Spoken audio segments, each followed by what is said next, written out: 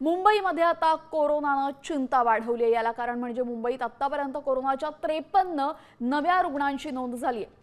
आणि यामध्ये सर्वात काळजीची गोष्ट म्हणजे नवजात बालकाला सुद्धा कोविडची लागण झाल्याचं आढळलंय।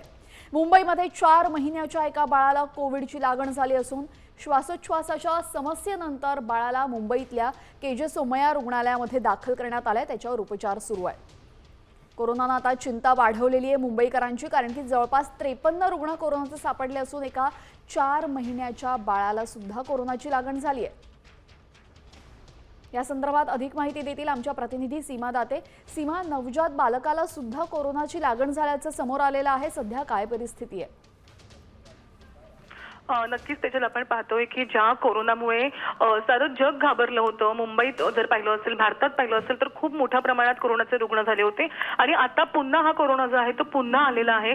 मुंबईत साधारण आपण जर पाहिलं तर मुंबईमध्ये 53 रुग्ण जे आहेत ते कोरोनाचे सापडलेले आहेत। पण या सगळ्यांमध्ये महत्त्वाचं आहे ते म्हणजे नवजात बालकाला देखील आता हा कोरोना जो आहे तो झाल्याचं समोर आलेला आहे। साधारण 4 महिन्याचा बाळ आहे आणि ह्या बाळाला कोरोना झालेला आहे, तो कोविड पॉझिटिव्ह आहे आणि श्वसनाचा त्रास झाल्यामुळे ह्या बाळाला जे रुग्णालयामध्ये दाखल केलेलं आहे आणि जे रुग्णालयामध्ये त्याच्यावरती उपचार सुरू होते।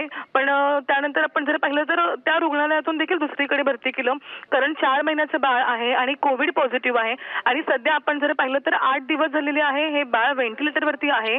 ऑक्सिजन जे आहे त्या बाळाला सुरू आहे आणि सोमय्या रुग्णालयामध्ये सध्या उपचार सुरू आहे। त्यामुळे साधारण जर पाहिलं तर भारतामध्ये 150हून अधिक रुग्ण सापडलेत कोरोनाचे, पण मुंबईमध्ये जे आहेत ते 53 रुग्ण सापडलेत आणि त्यातल्या त्यातही आता लहान बाळांना देखील कोरोना होतोय। त्यामुळे साहजिकच सगळ्यांमध्ये भीती पसरली आहे। सर्वांनी काळजी घेण्याची अतिशय गरज आहे। धन्यवाद सीमा, आपण दिलेल्या सविस्तर माहितीबद्दल।